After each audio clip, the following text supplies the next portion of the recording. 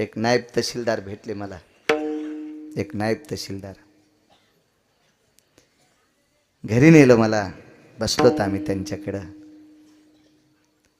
तर नायब तहसीलदारांनी मागच्या पडवीतून पाठीमागे नेलं. महाराज, माझ्या आईला बाहेर येता येत नाही आणि माझी आई मोबाईलवर कीर्तन आम्ही पलंगावर ठेवतो, आमची आई ऐकतात आणि त्यांची इच्छा होती की बाळू महाराजाला घरी आणावा आणि माझ्या आईची खरी इच्छा आहे.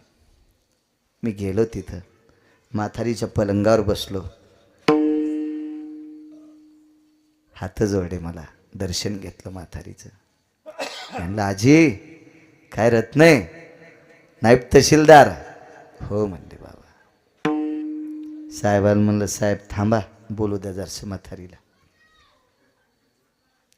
बोलत बसलं. म्हणलं आजी एवढं पोरग कसं शिकिलं, किती जमीन होती? काय नव्हती म्हणले महाराज, जमीन नव्हती. कसं शिकिलं? काय नाही, दोघंही नवरा बायको काम करीत होतो. कोणाच्या जेवाऱ्या पाडायच्या, जेवारी येत होती, खाण्यापिण्याची अडचण नव्हती. पण पोरग तालुक्याच्या ठिकाणी शिकायला ठेवलं आणि पोराला चपाती आवडत होती.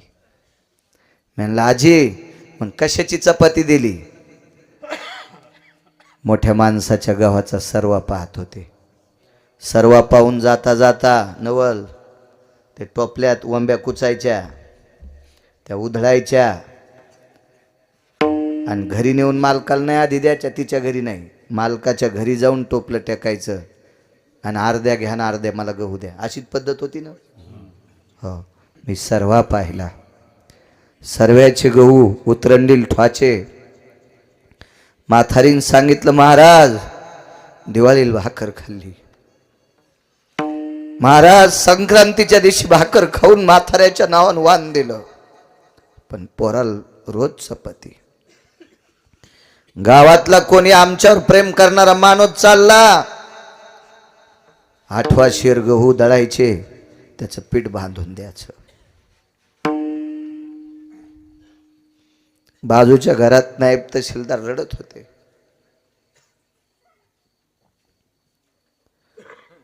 महाराज अतूट प्रेम आईनं केलं.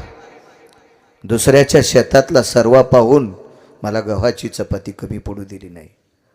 महाराज इतकी काबाड कष्ट करणारी आपली बापदादी होती. पतिव्रताबाई ती आहे जी सगळ्यात जास्त आपल्या पतीला जीव लावती. तिला कोण्याच महाराजाच्या पाया पडायची गरज नाही. मी नेहमी सांग, असं कीर्तन नाही की त्या कीर्तनात बोलत नसल. बाय म्हणत असतील मेला आमच्यावर बॉम्ब टाकतो. मी ज्या संप्रदायाच्या नावाने भाकरी खातो त्या संप्रदायाने तुम्हाला श्रीमंत पदवी दिली, राज्य, राणी व संपत्ती. एक मुलगा म्हणला महाराज पंढरपूरला जायला भेटलं नाही, मी पापी आहे. म्हणलं बरं ठीक आहे, तू पापी आहे का पुण्यवान? मी काय ब्रह्मदेव नाही, पण तू पंढरपूरला गेला नाही, काम काय केलं? काय नाही म्हणले महाराज, परिस्थिती नाजूक होती, काबाड कष्ट केलं, आता बरं झालंय, 7-8 एकर जमीन आहे, पाण्याची जमीन आहे, आता जालाही जमतंय. पण आई वडील म्हातारे येतं, 4-5 दिवस पंढरपूरला गेल्यावर त्याची सेवा कोण करायची? याच्याकरता जात नाही. त्याला सांगितलं तुझ्याच पाया पडू दे, तू ह्या पाया पडल्यावर आम्हाला पंढरपूर घडल. आई वडिलाची सेवा करणाऱ्याच्या तुकोबराय पाया पडायचे. नमो तया माता पित्याचे पालन आणि नमो त्या वचन सत्यवदे. आई वडिलाची सेवा करणारा इतका श्रेष्ठ, इतका श्रेष्ठ. याच्या पलीकडचा एक पुरावा सांगतो. पंढरपूरला गेल्यावर बंडूबुवा 360 तीर्थ घडते. पाहता देवळाची पाठ आणि तीर्थे घडती 360. पण पांडुरंगबुवा त्यासाठी सायास लागेल का नाही? पंढरपूरला जावं लागेल, चंद्रभागेत आंघोळ करावं लागेल, गारव्याची प्रदक्षिणा करावं लागेल, बिना चप्पलची. नाना खडे किती टोचत आहेत.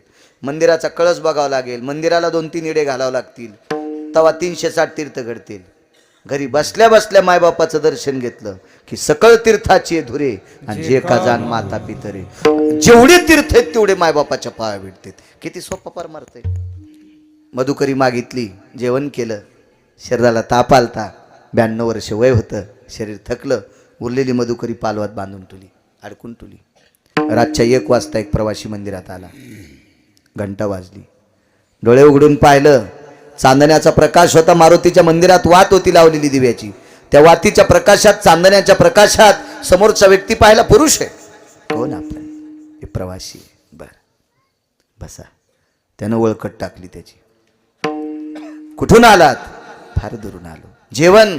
रस्त्यात गावत नाही लागलं, आणि हे लागलं तर रात्रीचे 1 वाजले. कोणाला मागावं? उठले वारकरी. त्या वारकऱ्याचं नाव होतं रानोबा नावाचे वारकरी. सोनपेठचे होते, आपल्या मराठवाड्यातले होते, आपल्या भागातले होते. वारकऱ्याचं नाव रानोबा. खुंटीची ती मधुकरी उरलेली त्याच्या समोर टेकलीन, सांगितलं दादा काय बाबा? हो मला दिली. अरे मी कुठून घरून दिली? ह्या मारुतीरायाच्या पुढे भजन केलं, खांद्यावर पताका घेतली, गल्लीतल्या बायकांना मागितलं, त्यांनी भाकरी दिली, पोटभर खाल्ली, उरलेली बांधून ठुलती, ती तुला दिली. जेव बाबा. जेवण केलं. भाकरी खाल्ल्यावर काय करावं? ज्यानं भाकरी दिली त्याचे पाय दाबाव. म्हणून तो वाट सरू रानोबा वारकऱ्याच्या जवळ आले. सांगितलं तुमची सेवा करायची. कोणाला वारकरी म्हणते? वारकरी म्हणायचं कोणाला?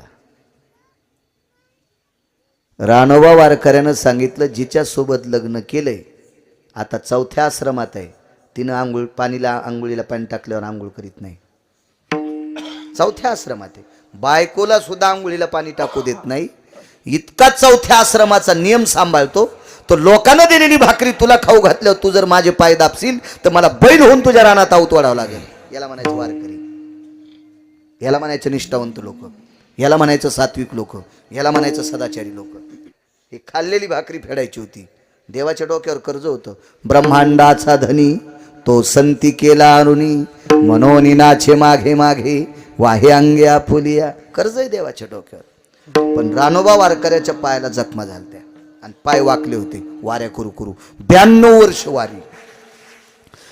माणसाच्या रूपातल्या देवानं सांगितलं तुमच्या पायाच्या जखमा मी काही वेळात नीट करतो, मला तुमच्या पायाला औषध लावू द्या. रानोबा वारकरी म्हणले दिन बाबा हातात मी लावतो ना हातानं.